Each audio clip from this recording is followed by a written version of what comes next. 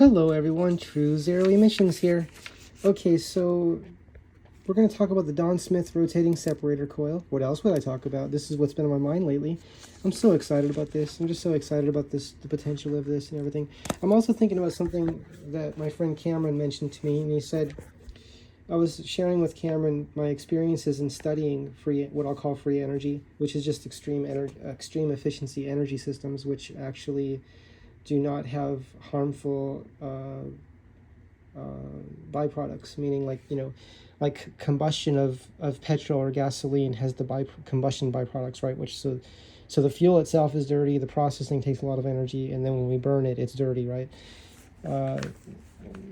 There's people that still think that just water vapor comes out. That's not the harmful things that come out of the exhaust. If we look at combustion byproducts, there's very harmful things coming out of there. In the nuclear power, we have the nuclear waste, right? So what's being done with that? Burying it, throwing it in the ocean? Not solutions. No, not solutions at all.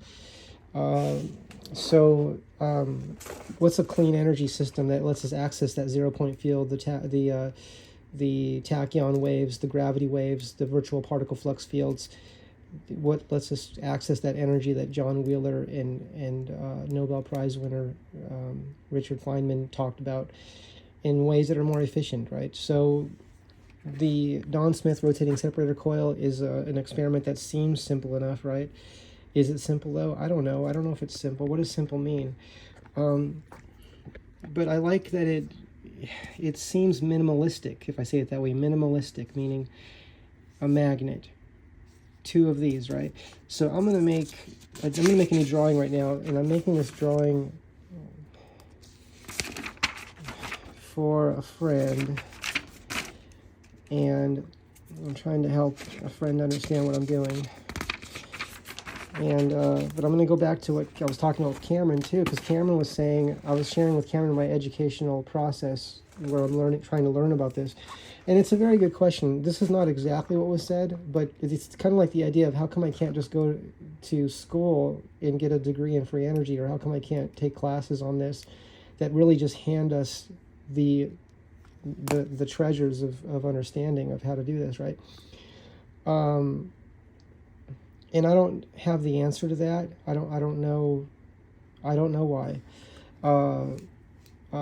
When I spoke with Cameron and I was sharing with him my approach to studying these different now this is not an exact quote, don't quote me on what I'm saying, but I'm just saying that when Cameron and I discussed what I was experiencing, how I'm trying to learn, and this might be a video I have to make when I'm talking with Cameron to actually clarify, but the way that I'm learning is not,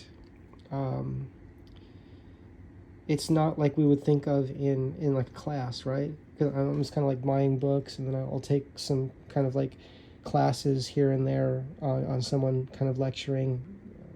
Maybe it's a lecture, or I don't know if it qualifies as a class or if it is considered a class, but like, you know, if we're signing up for something, how come we can't leave that room or that whatever that experience was with our notes and make something, right? Can we make something with that?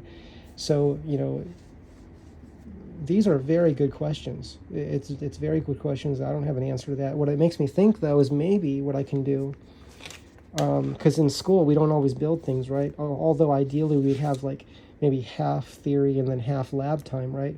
Which would be great, or just 100% lab time. But we need theory too, so maybe 5% theory and 95% lab, versus just 100% theory and never building anything, right? I don't want to do that. But we're going to talk about the Don Smith rotating separator coil, and I'm actually thinking about how can I share. Sadly, it's going to be theory. What I mean is, sadly, the sad part is that I want to build something, but how do I do that? How do I make things, right? How do I make this rotating separator coil? I'm going to work on that, but I'm going to share my experience, and I'm not sure what the proportions will be, like how much will be theory and how much will be the practice or lab.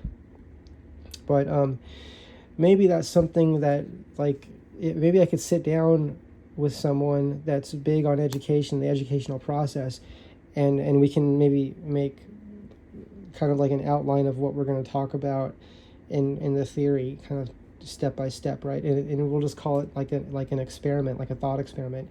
It's not like 100% this is for sure for real. It's my kind of interpretation of what I think is taking place. And if it does work and produce results, I mean, Don Smith said he was getting 50,000 watts out of 2 magnets, right? And these are just ordinary magnets. Something I see on the internet a lot when I'm researching is when I'm researching on the internet. That's not the only place I research, right? Books are a great source of researching. But the internet could have something very simple, take a simple idea and make it very complex. And then the next thing I know, I don't even know what I'm reading, and any confidence I may have thought I had in thinking I have a glimpse of some simplicity of something, like of a concept, right? And then I go, oh, I guess not. And it's just, all I have is confusion. And I know that that's something that I had experienced when I began studying all this material, like just researching it through books and also through the internet, is and to me, I was looking at it like, well, I'm looking for the simplicity. What's the simplest way to understand something? It doesn't mean I'm not interested in the theory of let me just turn my phone on focus so that I just turned my phone on focus so the video won't get interrupted. What was I saying? So,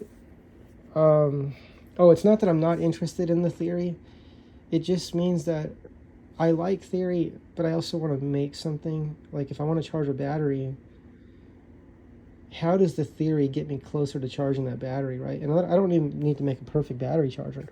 I mean, I'm going to go mention G batteries again, because G batteries, these gentlemen in their garage, in their basement, they were charging cell phone batteries in different ways. An accidental discovery was that they could charge these batteries fast. That came later. They just wanted to see how can they charge a battery differently. I'm so excited about that. Some thoughts are, and I think of Tom Bearden, Tom Bearden talked about using 300,000 volt negative energy spikes. Now, I don't want to explode a battery. I'm not telling anybody they should do this. I'm not saying anyone should do this, but I think of that. I think of these Tom said if that was positive energy, the battery would blow up, but negative energy will not do that. Now, what is negative energy? When I think of negative energy, and I could be completely wrong, I just think of AC. What's an AC signal, right? Because I think alternating current is a free energy signal. And if we have alternating current and I send it into a full wave bridge rectifier to convert it into DC, but it still has all the waves and all the information in there, right? Could I just directly charge a battery with AC, convert it to DC with a full wave bridge rectifier, but charge it directly? If I could just control the current, right? Not the voltage. Leave the voltage what it is. Whatever the voltage is, leave that. But just turn up the power. Or control both. Control the voltage and the current, right? Control both of those. But right freshly out of a full wave bridge rectifier. Just as a thought experiment. This is a thought experiment. Because Cameron had asked me, and I'm paraphrasing, so this is not an exact quote. He had asked, can we charge a battery directly from the wall? And my thoughts are, I'm interested in seeing what would happen if I could control the power, slowly turn it up, right? But not change the signal coming from the wall, other than just running it through AC to DC through a full wave bridge rectifier. And I have full wave bridge rectifiers that I bought for a couple dollars, like $2, $1.50, $2.50. The price may be different now, but these were bought a couple years ago, and they were these are 250 volts at 50 amps. Well, the wall's only giving us 120 volts at like 20 amps. So that full wave bridge rectifier can handle the power coming through the wall. And then can the battery handle it? What does the battery do? Does the battery get hot? Does it charge fast? That's just a very crude, kind of simplistic thought experiment, but it's an idea, and Cameron got me thinking by asking me that question, and I want to think about things in new ways. I want to look at things that I've looked at a million times in a new way. I want to keep seeing how many different ways can I see this? How many different ways can I charge a battery? So Can I charge a battery with sound waves? Can I charge a battery with lots of volts and no amps, right? If I pulse it, right? If I pulse. What changed? Why is G batteries able to charge batteries fast when before them there was a lot of companies that were not able to charge batteries fast when they were using similar approaches, right? They said they were using similar approaches. When we read how G batteries is approaching the AI, the programs they've written, right? They talk on their website about how they shared that. I need to make some more videos on that. G batteries give me permission to share their channel and any content on their channel. I was given permission for that. And I asked permission a couple years ago, and I said I would be continuing to make videos on there, and I made one or two so far, but I'm going to keep making more. And G batteries, they did it. They achieved it. I don't know when we're going to see the technology, but what's important is, to me, is they achieved it. It works. They proved it, and the highest levels of science, greatest scientists in the world, called them. At first, were cursing at them, saying they were hoaxsters. They were all the bad words, all these bad words. And then later, once they understood what was happening, and they got more recognition and more independent testing, and started winning awards. We're talking about G batteries, right? Those same scientists, most of them, almost all, called them back and apologized for the way they talked to them. You know, it's sad that had to happen, right? They had to go through that. But they didn't stop. They didn't give up just because someone was calling them names and telling them that it's not true, it can't be, right? So that's why that's why our own president, we had a president, I'd have to look at my notes to see which president said this, but probably all of them, right? But there was one president that was famous for saying, never, never, never give up. Never, never, never give up. And you can add as many nevers as you want to that. So do not give up. What do you want to do? What do you want to create? What do you want to make? What do you want to build? How can we increase efficiency? That's the obsession, right? The obsession is efficiency. The universe is the greatest example of a great efficiency, right? The universe. And everything we think about the universe, how many times has that changed over time? So when we say laws of physics, you're breaking the laws of physics. That's why it's so important to realize that we're talking about theories and principles in physics. Okay? And there are people, I've met people that will not think of anything else but what they've already learned. They will not think of anything else. They do not want to see anything else. They're very comfortable and very happy with the past and the way they learned to see something. This is very few people, right? But on the internet, we see some of that too. We see a little bit of that too. But I've also met people that, like my teachers, all of my teachers had very open minds, and they were encouraging to look at things in new ways. How do we look at the same thing in new ways, and how many different ways can we look at it? And then sharing their experiences in life with going through that process of how they learn to do that. It's very exciting to me. It's very, very exciting. So I think this is, in a way, the way the mind is to be alive, right? To be open to the newness, right? But if we're living in the safety of a very limited perception, and that feels safe, I can understand that might be necessary for some people. For me, I'm not able to limit my perception to one way of seeing something. I'm not interested in that, and I do not enjoy that. I enjoy looking at things from different perspectives, from different people's points of view, right? What's the saying? There's as many truths as there are people on the planet, right? So if there's 8 billion people, there's 8 billion different truths, different perspectives, different points of view, different ways of seeing something. And they say you want to get to know a new world, get to know someone. That's a new world. Isn't that beautiful? And Cameron, and I'm paraphrasing again, but Cameron was shared, I think one of his teachers shared with him that the greatest thing we can do in life is to get to know someone new, get to know a new person. Now I'm paraphrasing, that's not an exact quote. So I'm going to draw this out for a friend of mine that I'm sharing this idea with. And I'm going to try to, while I'm doing that, I'm making this video with you as well. So I thought, oh, why not, right? Isn't this wonderful? So, aren't those interesting tools right there? I like those tools. They're like, I think you call those Allens, but they go into a drill and you can put the screws in and out really quickly. That's the Wolf King GTR. And that is the Dualtron Thunder 2. I love the range on that scooter. Someday I would like to change the front end over to a front end like this one. Like the Wolf King GTR, that front end, if that could fit on there. Or if I could have a welder weld that front end on there. That'd be amazing. Or if I could take that battery and put it in there. I just have to build my own scooter, right? Okay. But scooters are great. Both of these scooters are great.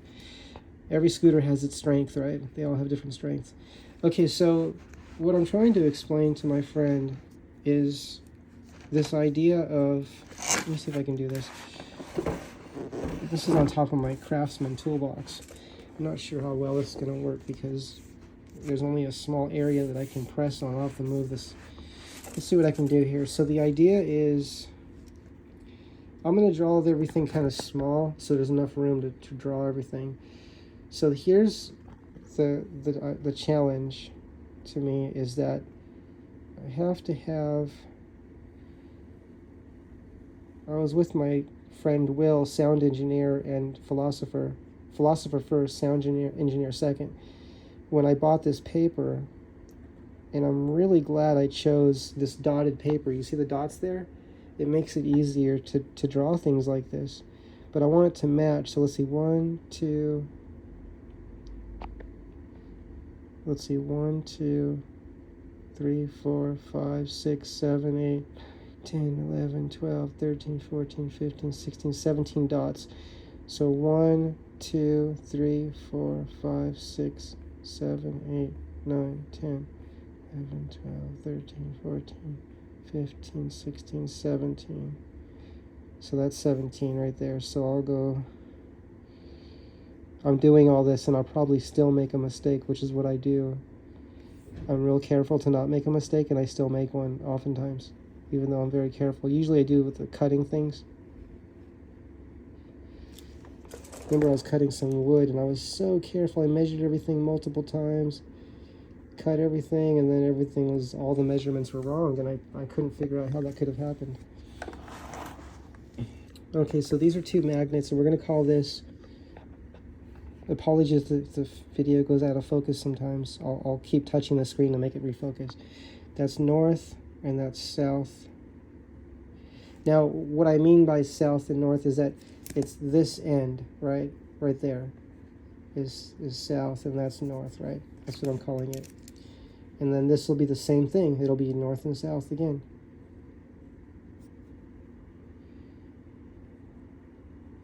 It would be so nice if this really worked in the simplicity of the way it appears to be. But one of my thoughts are, if it really was this easy, wouldn't everybody be doing it on the internet and in person? And maybe they are. I mean, look at the GEET fuel processor, GEET, Global Environmental Energy Technology. That thing is so easy to build. You can build it with like pipes, and that's, I don't know if I finished that story in my other video. When I was talking about the GEET fuel processor, what I was trying to say was, and this is, I was comparing Don Smith to Paul Pantone, who is the patent holder and inventor of the GEET fuel processor. And there's many different fuel reformers by many different inventors that are similar to that, but I'm going to talk about Paul Pantone's because that's the specific one that I'm familiar with. I've studied many different fuel reformers, though, and many of them were used in very, very, very popular. Fuel reformers are very popular. But Paul Pantone's does some very specific things which are exciting. Now, the reason I brought up Paul Pantone in the other video is because the reason I brought up GEET, Global Environmental Energy Technology, is because Paul found a way to make that system, which has many names, we can call it many things, right? The GEET, out of plumbing pipe. It's very important to use, if I recall correctly, black pipe and not the light colored pipe, right? Because that will give off fumes that are poisonous when it gets hot. So you don't want to use the light colored pipe. It has to be the black pipe. That's if I recall correctly, that is the way to do that. Now, again, the way that that's attacked is there's people on the internet that say, oh, it's unhealthy to use that. It's, people use that and they die because it's unhealthy. And then people argue and debate about the meaning of that and what that means. And I have absolutely no experience with that technology being dangerous. I've built several Geet fuel processors. They worked very well, and I enjoyed the research and study of it. I learned a lot from the process, and I still want to build another one someday. And someone was saying, oh, Geet, we forgot about the Geet on the internet. Someone said that. Well, okay, I forget about things too, but they don't go away. But something good can always be attacked, right? So people will invent new ways to make something sound dangerous or say that it's bad and harmful. But Paul Pantone, who researched and studied the Geet his whole life, never had any health problems with the Geet, and in fact, the Geet improves health. It cleans water. It can make radioactive water. It can purify radioactive water. It can do many, many, many things, right? And Paul's dream was that everyone would have one in their home, and that everyone would learn from the technology. And like I said before, when they were filming the original Star Trek series, Paul Pantone received several phone calls saying that your Geet fuel processor powers our spaceship. It has the same reactor in it, so it's a safe reactor. When we say reactor, it just means there's a reaction, right? It doesn't mean it's like a reactor that causes harmful radiation to humans. It doesn't. There's no alpha, beta, or gamma rays present, so it's not harmful to us. And it's a safe way of making X-rays and MRIs as well. That's some of the important things about the Geet. So Geet is very exciting, and it can be made out of plumbing pipes, and that's why I brought that up. Going back to Don Smith, now the comparison is that Don Smith if you look at his designs, especially if you're reading the book Magnetic Resonance Energy Crafting Systematic Index, which is the collected works of Don Smith by Richard Friedrich. Rick Friedrich has a YouTube channel called Rick Friedrich. Rick Friedrich travels the world, teaches people about these free energy systems, which is just to say extreme efficiency energy systems. And so Cameron, I was telling Cameron about the class I took. I'm calling it a class. I don't know if that's the right word for it. And Cameron was saying, well, that doesn't sound like education, because education, you have a syllabus, you learn things, and you know what you're learning. And I know there was an outline in that class that we had, and I didn't show Cameron that, and I don't even know where it is at the moment. But what I'm learning from Cameron is that my friend Cameron is saying that, and it's a good point, is it's kind of like, well, how come this is so hard for me? Can't I just go to school and learn this? It's a good question, because Cameron's kind of like, I think that's a question he's kind of asking me, or it's certainly a question I'm asking myself after talking to him and while talking to Cameron. Because Cameron's like, well, one of the things he said to me is, what if this doesn't work and you could have been spending this time on something else that is more promising or actually could work, and you spent all this time on this? And that's a good question. I think about the things that people say to me, and that's an important idea. And it's part of the reason that I'm moving forward. I want to move forward quickly with this, is to find out, is there something here, right? I've also said that I just like learning, so the goal is to learn, and if I'm learning, I can't fail, because failing is when we're not learning, right? So someone that says you can't do anything, everything's impossible, what I hear them saying is, don't tell me anything that conflicts with what I know. I don't want to learn anything new. That's what I hear them saying. That's what I hear when someone says, you're wrong, I'm right, right? Because I'm not going to say that to somebody. I'm going to say, teach me what you see. But if they're trying to teach me to not see, I'm not interested in that. I do not want to not see. I want to see. We're here to see. It's all about seeing. So how many different ways can we see something? So we have two magnets here, and so again, the comparison between Paul Pantone and Donald Lee Smith, is that they like to present things in very simple ways, and Paul Pantone did his best to make the Geet Field processor very accessible for everyone by showing how to build it with the free build plans. But there's a lot of different plans on the internet, so like which ones are his, right? I would say go to Geet International. I think that's the main website. If you go to the water engine build plans video that I have up, that on this channel, that video should link to the website, which is the Geet International website, which should have the free build plans there. Paul's dream was that everybody could use the Geet Field processor. Now I know we're switching over to electric, so gasoline, petrol, like in California, is outlawed. They pushed that back a little bit. It was supposed to be outlawed, I think, next year, and they've pushed the date back a little bit. But automakers are right on it. They want this now. The public's ready for it. We want it now. We need more chargers. That's being worked on. So everything's in motion, and petrol is history. Fossil fuels are ancient history. It's over with. I don't know where the Geet field fits into that. Geet is essentially a water engine. Toyota's talking about they want to build a water engine. It would be neat if Toyota put the Geet fuel processor on their engine, because the Geet fuel processor works on any combustion engine. Any engine that uses fuel, if I understand correctly, the Geet can work on that, because the Geet is it's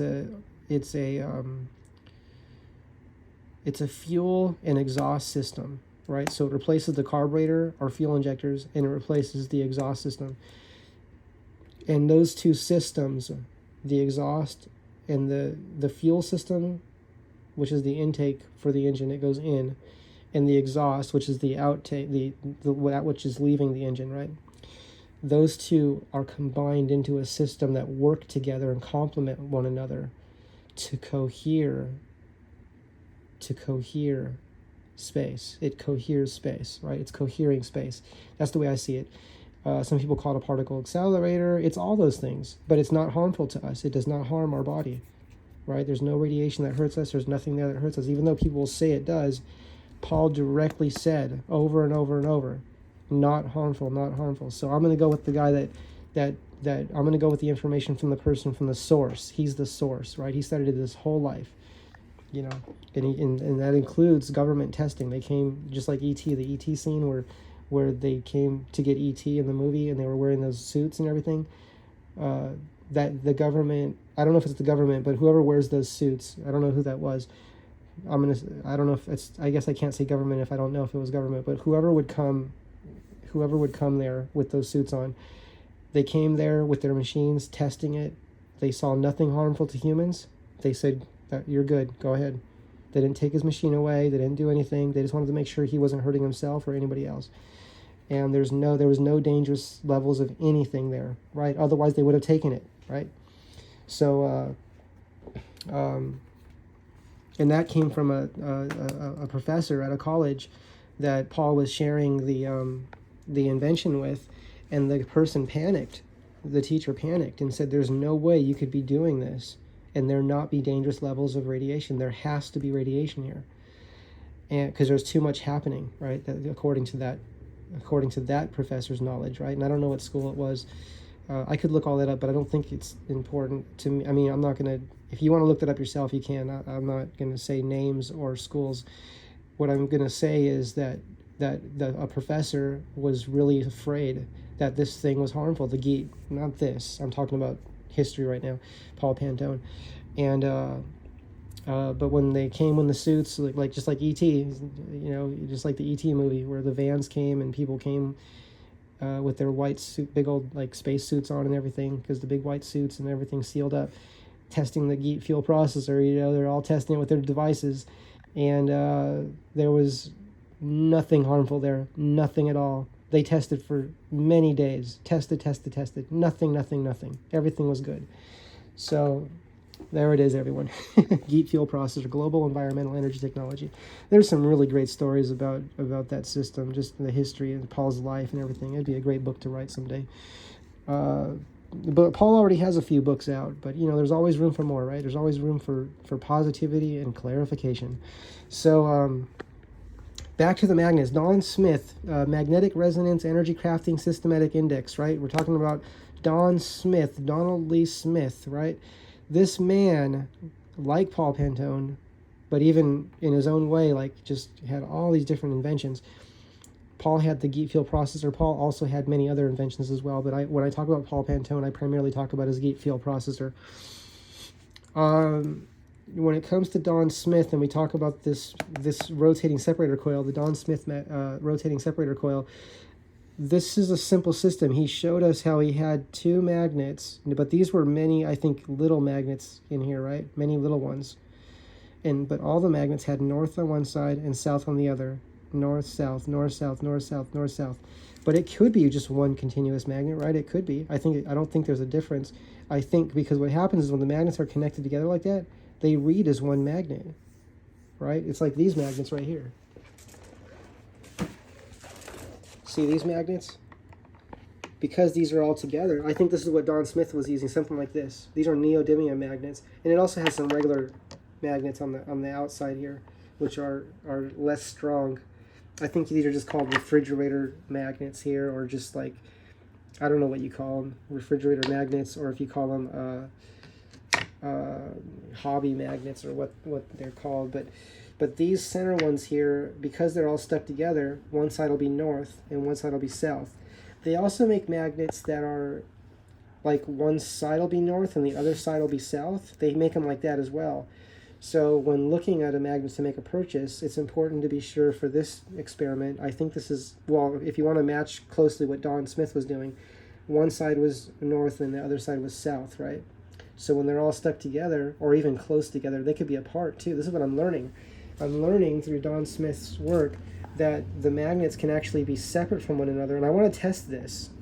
I'm trying to think how I could test it. I guess I could put a piece of wood or something between two magnets and see that field is still there. I'll do that test. Because holding them apart is kind of hard, but if I let them stick together with something between them, that would be an easy way to do it. I think I could do that, actually. Yeah, I'm going to do that. Maybe I can do it in this video. So when we separate two magnets like this, they'll still read. So see how I have this is south and this is north? But what happens in actuality is when these two are close together, they actually read as a neutral. They read as one magnet. So we just have the south and the north here, and then this is all neutral. All this is neutral when these are close together. So when they're touching or separated a little bit and we're close together, they still read the same. That's what Don was saying. And then you interrupt that field. You interrupt it with some kind of shield, which I want to try using. I guess we can also use a magnet to go between there, right? But that would probably take more energy, but it might be easy to do. I don't know. Somehow interrupting that field, though. When that field is interrupted, though, when you shield it, and then these become what they are here, right? They become two separate magnets. So what happens is, when these magnets are separate,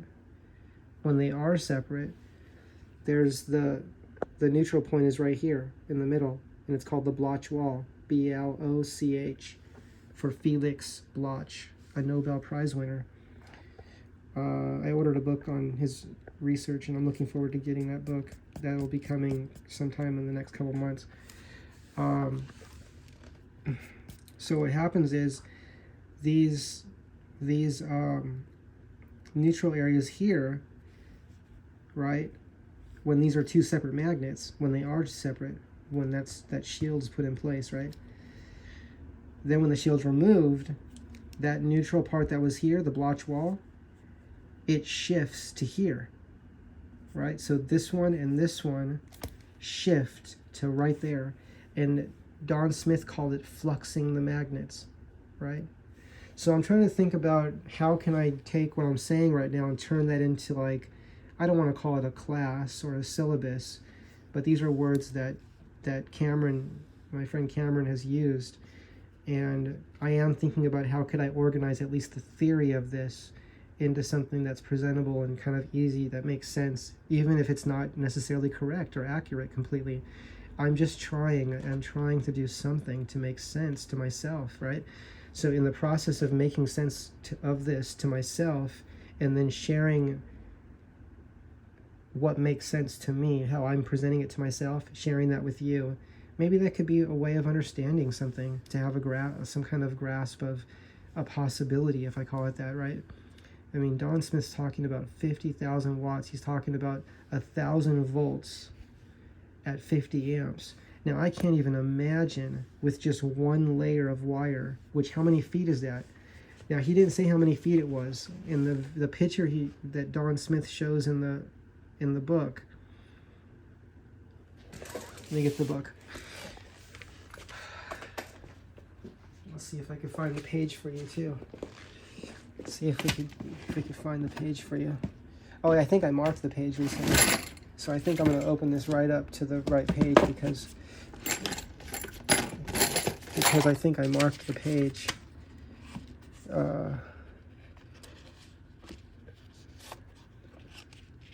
This may be it. This may be it. It is. Look at that. Because I marked it. So it'd be easy to find. Well, I want to thank you all for being here and for watching this video and for sharing your imagination. Sharing your imagination with us. With everyone, with me, with this video. So this is a simplified drawing, and this is what I'm talking about. This reminds me of Paul Pantone, because Paul made things very simple. What we don't see here is what's holding the magnets. How do we hold them, right? How do we hold that motor in place? The battery can just sit on the table, but how do we mount that motor there? How do we mount these magnets to something? How do we make this rotating separator coil? What do we use here? How do we make this shaft? Like, see, you know, I don't have a machine shop. I have an imagination. So how can I use my imagination to make something, right?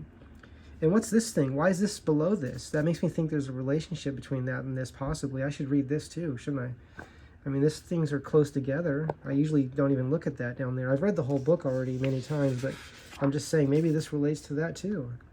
I don't even know what that is. Let's see what he calls it. He calls it a 50 farad capacitor bank of the dipole device. I think the dipole device, that might be the dipole device. There's probably many dipole devices.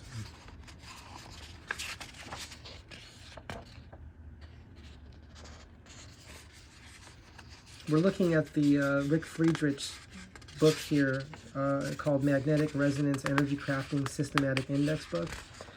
And this is the collected works, I'm calling it the collected works of Donald Lee Smith. Anyway, I don't know where this, I guess it's that, maybe that's it. Let's see if this says additional Don Smith prototype pictures. I don't have all the inventions names memorized.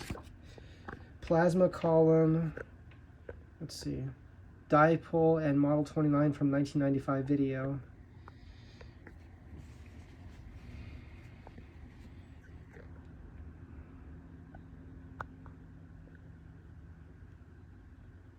I did something weird with these plates once. I put these plates, instead of putting them like that, I put them sideways next to this, and I had 4 of them, and I felt this weird sensation when I would walk next to it. And I was like, wow, what is that? And I'm like, I don't know if I want to experiment with that because I don't know what's happening.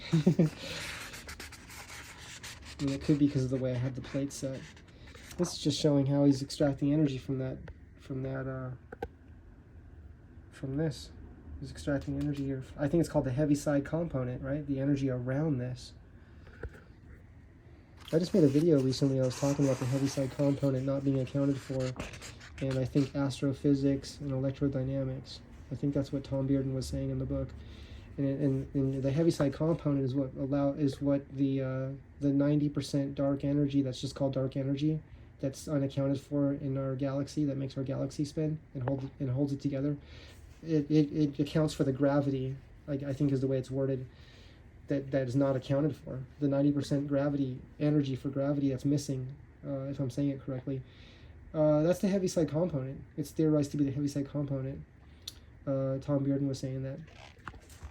So, and that's it there, heaviside component. This is what Don Smith did. He's like, yeah, we'll do something with the heaviside component. That's the heaviside component is the energy around this. It was interesting because Robert didn't even know about that you could do this, because we were running Robert made a circuit that people could buy from him. I don't know if he's still making them. He's been kind of busy lately. But he didn't know you can get energy from out here. So he didn't know about the heaviside component.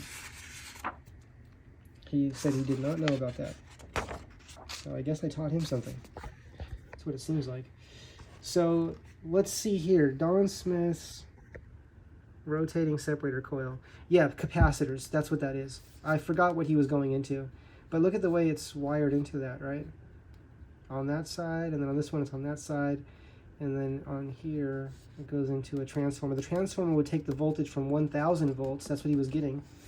I think he said, now it doesn't say here, but it says on the other page that one pair of magnets, which is, this is a pair. This is 1, 2, that's a pair.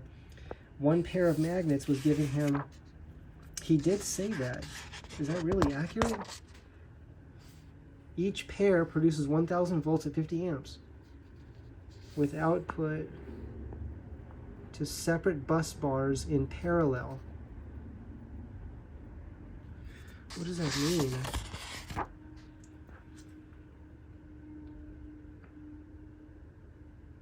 I don't know what that means, separate bus bars in parallel. I don't know what that means. But I'll figure it out. I'll keep talking to people and see if someone understands that. But anyway, I'm looking at it right here. It's going into capacitors. I just want to see if there's some voltage here, right? I mean, he's saying 1,000 volts. How do we get the voltage, though? Anyway, the transformer is probably bumping the voltage down from 1,000 volts down to 120 volts.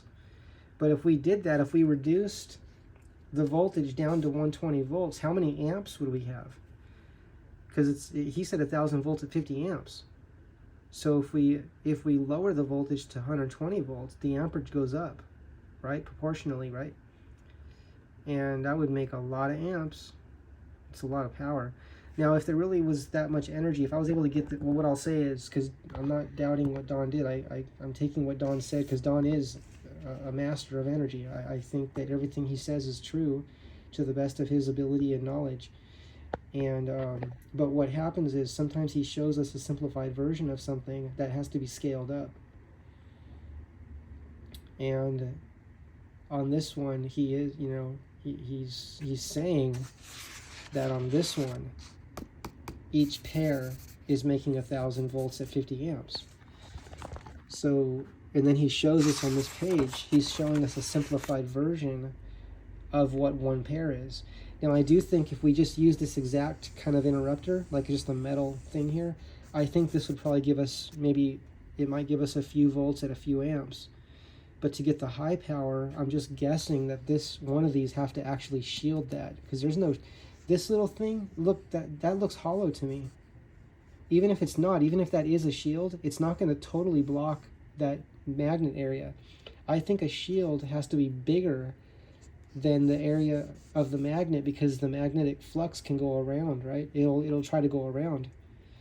I was reading that you cannot shield magnets. You can't shield it. It'll go there. It'll find a way. It'll bend and curve, and it'll try to go around. So that makes me think that this has to be shielded really, really well. So one of these big areas, like this whole area, could be a shield. This whole thing, and this can come out further too, to help the magnetic flux to not go around, right? To make sure that these separate into two separate magnets. The idea is that these two magnets, I should make a short video of this too, that these two magnets, or like 1,000 short videos, and just keep refining just my own ability to see this in a simple way by sharing it, right? Because we learn by teaching, right? So I'm not calling myself a teacher, but I'm trying to teach myself. And if I do that by sharing this with you, then we both get to learn something. Oh. Just by me sharing my experience, we both learn. I love that. It's wonderful. It's another gift of the universe, gift of creation. So we have north, south, right? North, south. So this is north. This is south, north. So this could be north or south. This could be north or south. What matters is they're opposite and they're attracting.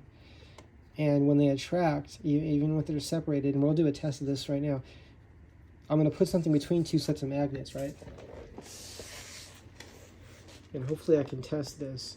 I'm not sure how I can do this. Maybe I can do it with these less powerful magnets. I have to be very careful because I don't want to break the magnets. Oh, look at this. I've been working with magnets and I didn't put my glasses on. I always wear my safety glasses. These are my 3M safety glasses. Other companies make these as well. Make glasses that are probably good. I'm sure that there's plenty of good glasses out there. It's just that I was wearing really inexpensive glasses that cost like $2.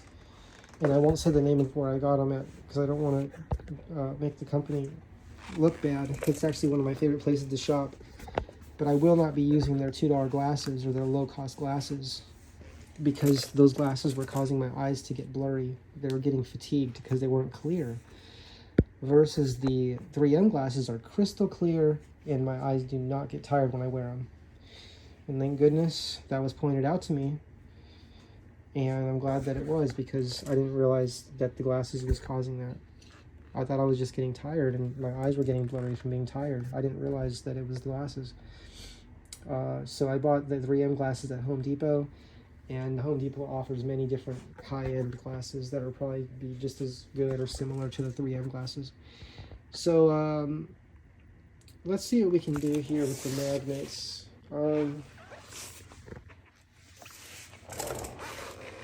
Okay, let me go ahead and I'm looking for something to put between two magnets, and I could probably use this wood, right? And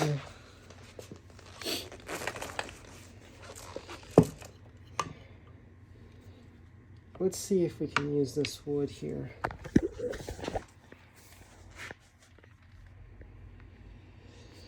So I'm going to separate these magnets.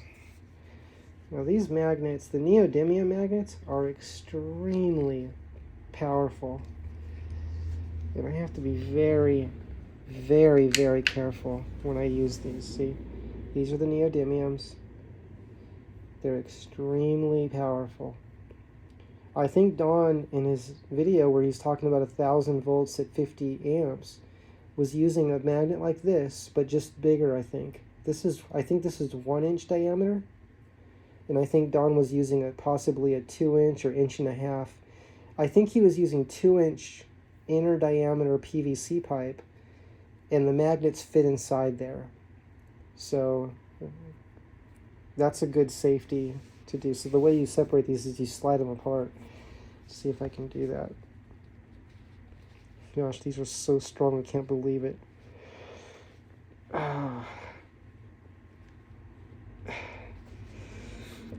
Okay, there's a way to do this too. I don't know if I can show it on video. I'll try to. See that piece of wood right there? If I put this up against something like this, oh, look at that, it's affecting that from way over here. Look at that. You see that? From way over here. This is neodymium, and that's neodymium. If I took this magnet right here, I should actually do this. If I could mount that and then bring this into close proximity to this, and then have this one wrapped with wire, right? Wrap it with wire and then spin this and see if anything happens here. See if we get power out of the wire that I wrap around this. I have a feeling there's a possibility that something might happen. The magnet might do something. I don't know, though. And I'm still wondering, is there something else that Don is leaving out? But I can't just keep asking that question without doing experiments. It's like I get to ask questions when I'm experimenting. If I'm not experimenting, I can't keep asking questions. I have to do experiments. I have to. I feel like the questions have to come from the process of experimentation. Not from the process of, let me figure everything out before I do a test. My gosh, this is hard. I can't believe it. I can't, I can't believe it. I can't. I'm trying to slide these apart. I might have to put gloves on. Okay, here's what I'm going to do. I'm going to mount the camera on this here. See that? Okay, I'm going to mount the camera there so everybody can see what I'm doing. I'm going to turn the light on so we'll have more light, because there's no such thing as too much light, right? And I can put gloves on. Neodymium magnets they're dangerous. And what I really should probably be doing is testing this with the other magnets, the black magnets that are not as strong. I don't know what those are called, but they're not neodymiums. They're not near as strong either. You know, we could just call them refrigerator magnets, I guess. But what I'm going to do is try to separate these magnets here. I've done it before, so I should be able to do it. Oh, my gosh. Okay. See what I'm doing right now? I'm holding these apart. Now, if they flipped around and hit each other, they could break and throw metal out.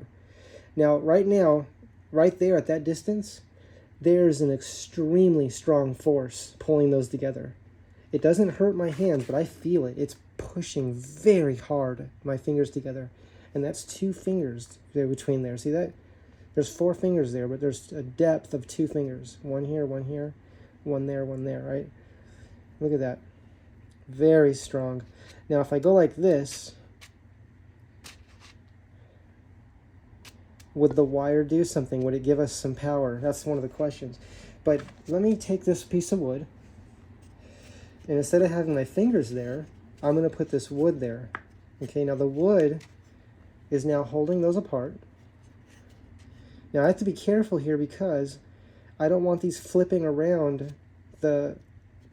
These can flip over and grab each other and break. I want to say explode.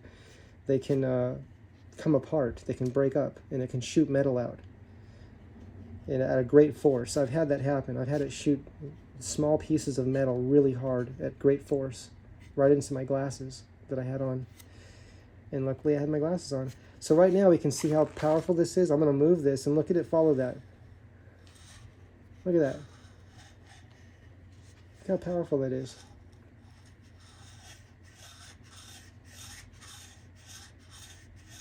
That's very, very strong. What I want to test right now is I want to see if this is reading as 1 magnet at that distance. Okay? Right? That's what I want to know right now. So I'm going to get my meter. And my meter is extremely noisy, so I'm going to close the door and close the...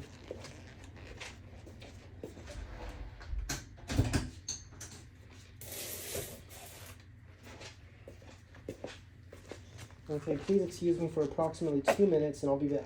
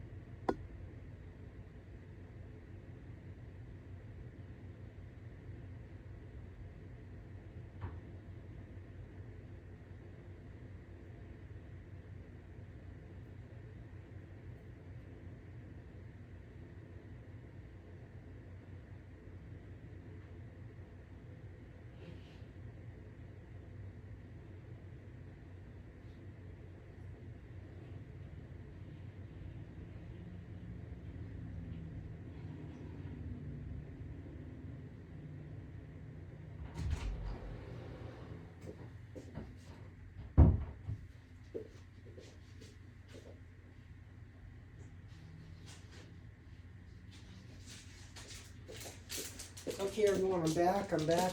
Hello. Okay, I'm eating a Cliff Bar for a snack. I'm gonna eat my Cliff Bar here. It's crunchy peanut butter. That's the one I like. I used to like the blueberry one, but they're harder to find.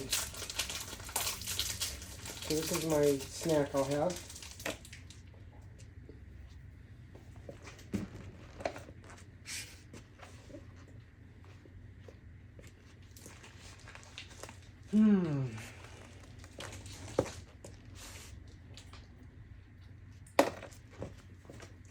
This is my magnetic pole detector with added external battery. Oops, that didn't go well. The metal from the alligator clips, which I think that's what they're called, grabbed onto the magnet.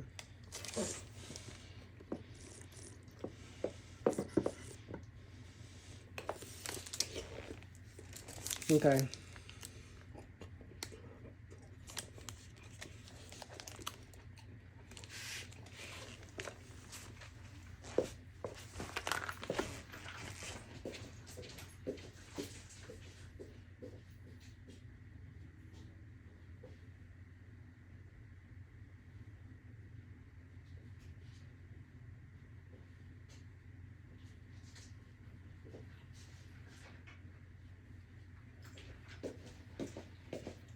Okay, we're getting close to testing the polarity of the magnet.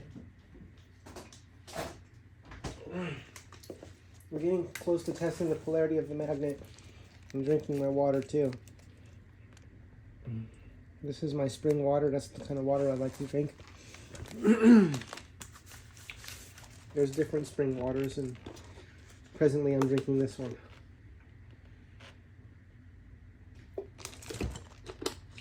When something says spring water, I do hope that it's spring water, and I do hope that it's safe to drink, and I trust that it is. Okay, so I'm going to use that meter to see what's happening between these two. What I want to see for this to work, for the experiment to work, ultimately, I mean the ultimate experiment where we're actually getting power, where we're actually getting watts out of the system from the magnets, right? Is I want to see a neutral area here, in between here, this area in the middle. I want this to read as one magnet. This is not interrupting the field, the flux fields. This is not fluxing that field between there. I want this to read as one magnet right now. If it doesn't, that means they're too far apart. But look, they're acting very strong. So let's see what happens. Now, the fluxing happens when I go between the two with a shielding material, which can be another magnet. Okay, I've read that. My research and study indicate that we can use a magnet to cause these two to become two separate magnets. And I don't know which way the polarity would have to be to do that. I'll have to look into that or test it and see. But, or shield it, go in there, go between there, right? So something would have to hold these apart, and I would have to be able to go between there and shield that with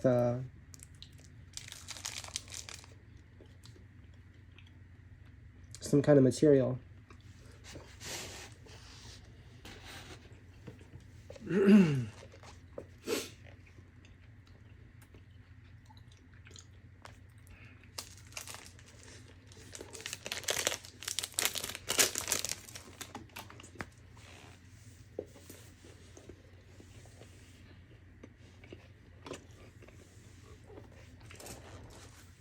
Okay, so what do you think is going to happen? What are your thoughts here, everyone?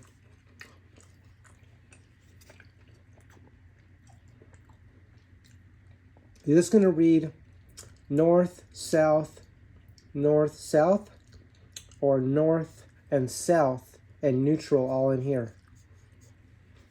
What do you think? Because if it reads as one continuous magnet, that tells me that I can use this much space between the two magnets and then go between the two and shield it with something, a material, right? But this won't be able to be there. I'll have to have these held apart by something else. because this is blocking me going between there right now, right? Let's see what happens. This is very noisy. Very loud beep. Actually, I wonder if I can mute that beep sound. Let me just look at this for a moment and see if there's like a hole for where the speaker lets sound out. I think the sound's coming out of here. Out of this area. So that cover being off, because I'm using a bigger battery and I'm having this plug in there, that makes it even louder than it usually would be. But it's already very loud. So when I hold this, it's ready. It's reading right now. So let's bring this up. I'm holding it still.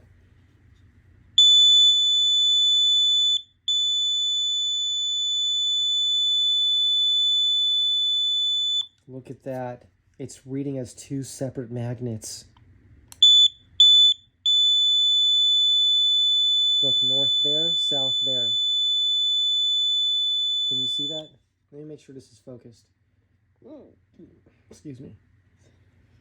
It's very hard for me to focus this while I'm... I hope you could see that. I really don't like when things are out of focus. It's very annoying. I really hope that's focused. But this is presently reading as two magnets. Let's show you. South there, north there. See that? So this is reading as separate as this. Separate from this. So this has its own north and south. North and south. So I need to go closer, I think. I think that's what that means. But let's do it. Shall we do that? Let's go to the next step. I'm going to look for a thinner material. I have to be very careful while I set this magnet. And I want to thank you all for being here. And feel free to fast forward, rewind, pause, watch later, whatever you want to do. You have complete freedom. And all my videos I permit to be downloaded and do anything you want with. Especially contribute to in any way you can. I hope that you can hear what I'm saying right now. I'm not too far from the phone.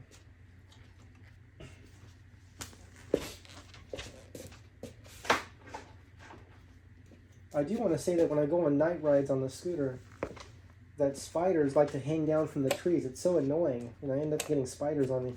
Luckily, they don't bite me. I got real lucky they don't bite me, but I don't like having spiders on me for riding the scooter in the trees. I see these spiders hanging down from the trees. I hate that. Who would have ever thought that when you're just walking around the block that the trees could have spiders hanging down? So I wonder how many people notice that. But with my super bright lights on my Wolf King GTR, I see everything on the path ahead of me, even spiders hanging down. Okay, looking for a thin material. I was thinking like cardboard.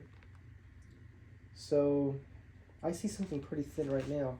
But I want to progressively go thinner and thinner. So let me see. Okay, I see some cardboard right now. It's pretty thin. Let me try this. I'll try this cardboard here.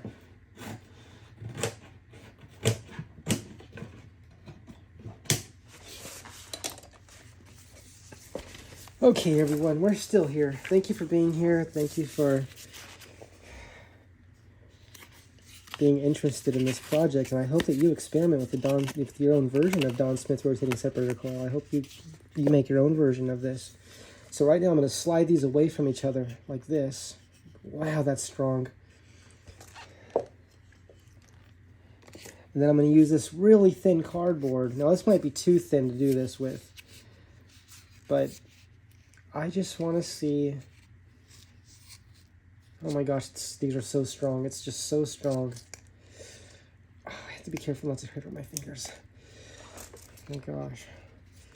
This is totally crushing this cardboard right here. Okay, so now we do have a separator here. As you can see, right? There's a separator here. That's separating space. It's not shielding the magnetic polarities, right? Look, I can't even slide this cardboard. I can't even slide this on this. It's so strong. Now what I'm looking for is this going to read as one magnet now with it being so close, okay? We have something between there. I don't want to be this close together with the magnets because it doesn't leave me much room to it doesn't leave me much room to move something between the two fields. But I just want to see how close do I have to be for these to read as one magnet. Because that's necessary. That's my understanding, okay? It's necessary for these to be switching between one continuous magnet and two separate magnets. That's what allows this to work. So let's check this now. Here we go. So what do you think is going to happen? I think it's going to read as one continuous magnet. It's so close together, but let's see. What do you think? Do you think it's going to read as two separate magnets, having a north-south, north-south, or just a north and a south with the whole center as neutral? What are your thoughts? Okay, write that down or take a note of that, a mental note. And here we go. I'm going to start over here. Let's see if we're in focus here. I'm just touching the phone to make sure it's in focus, and I hope it is.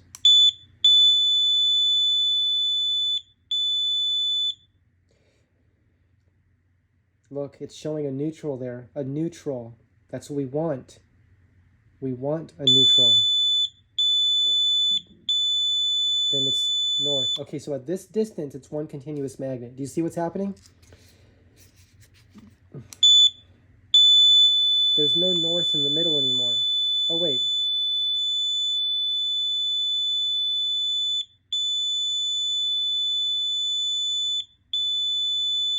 South and north over here.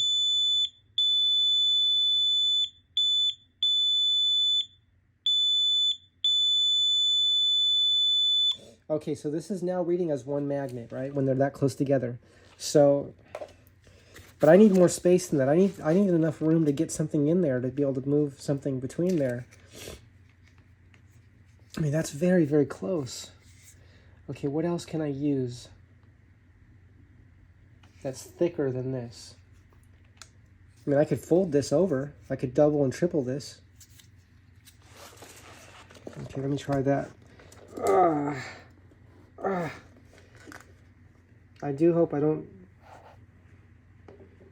smash my hands right now, tonight, doing this.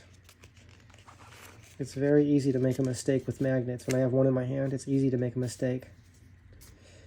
Okay, now I'm going to put two of these together. I also don't know if having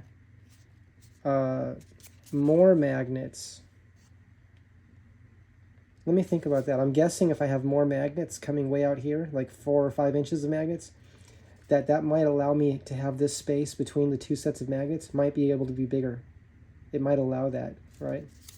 That's just a kind of like a what I'll call an educated guess. I'm just guessing on that. I don't know for sure. So this way they repel each other. This way. Okay, see, they don't want to come together. See that? They don't want to come together. I'm going to turn this around. Now they want to come together, see? See that? And the closer they get is the stronger the force is. I have to be very careful not to smash my fingers. So I'm coming in from the side. See what I'm doing? I'm coming in from the side, and I'm going to slowly slide that in. Never want to just come in and let them slap together like that. But also watch safety videos on how to handle neodymium magnets. It's been a while since I've done that, but I do recommend looking at videos before just starting to work with neodymiums. Or possibly just having someone do this for you, have someone do the experiment for you. I'd like to do that, just have someone build this for me. Just show them the drawings. Let's see if this is still reading as two separate magnets, okay? Let's see what we're getting here.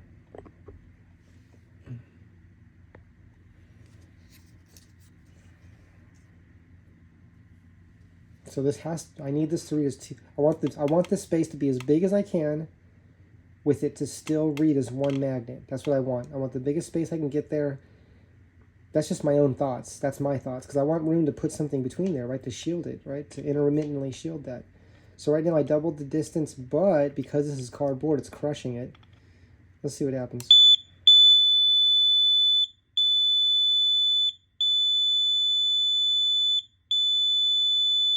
I can't believe this. Now this is concerning. This is not making sense to me because, oops, look what just happened. I pulled that off. At that little bit of distance, this is the kind of thing that frustrates me because, you know, in Don's system, he shows that big gap, right? That really big gap in there. But I just doubled a piece of cardboard, and the gap, that gap, just from doubling that thin cardboard, right? That little gap right there is already so much distance for these little magnets. It's already so much distance that these are now reading as two separate magnets. And I need it to read as one magnet. That's my understanding. This is the kind of thing that's frustrating for experimenters when they're trying to replicate something. So I have north there, south, and then north, south. So my understanding, and I could be wrong, was that this has to read as one continuous magnet, and it's the switching between one continuous magnet and two separate magnets that allows the fluxing, right, to permit the wires, well, let me say it this way, to allow the fluxing of the magnets to release energy into the wires, right? But if it's reading as two separate magnets, I don't know if it's going to do anything or if it does less. I'm still going to try the experiment, but so far it's not doing what I thought it was supposed to do. But we know we must go on, right? We know we must continue. I am just very surprised that at that little bit of distance, right? This is crushed cardboard, right? At this little bit of distance from when it was one piece, just one, it read as one magnet. It was north and a south, right? It wasn't north, south, and then north, south. It was just north and south, and this was neutral here, called the Bloch wall, right? B-L-O-C-H, for Felix Bloch, Nobel Prize winner, right? I would recommend studying everything he ever wrote, ever thought about, and ever said, as it relates to science and magnets and anything else in the universe.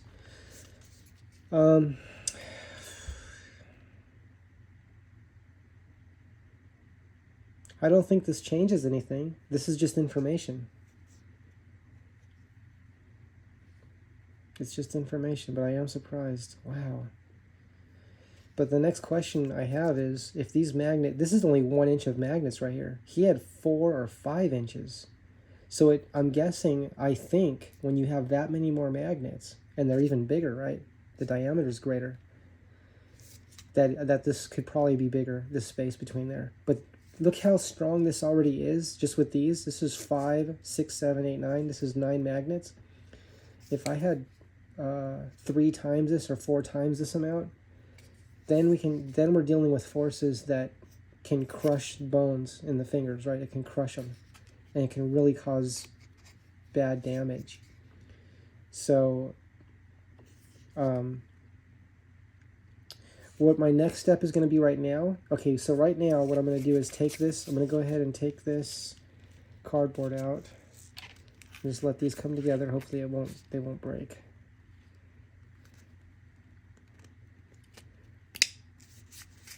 I hope that didn't let the magnet break. I pulled the cardboard out. What I would like to do now, because I'm just listening to myself share with you what I'm thinking about.